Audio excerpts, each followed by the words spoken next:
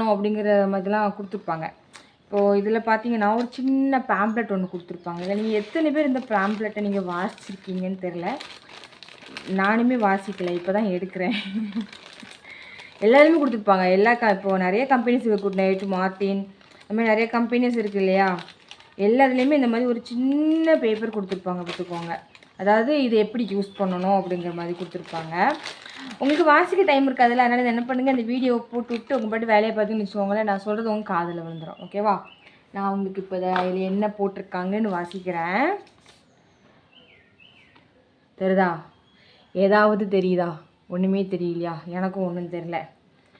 சும்மாவே கண்ணு தெரிய மாட்டேங்குது. எவ்வளோ மக்கள் ஈஸியாக புரிஞ்சுக்கணுங்கிறதுக்காக இவ்வளோ பெரிய பேப்பரில் அவ்வளோ காசு செலவு பண்ணி எவ்வளோ பெரிய பேப்பரில் சூப்பராக பிரிண்ட் அடித்து கொடுத்துருக்காங்க. சரிங்களா?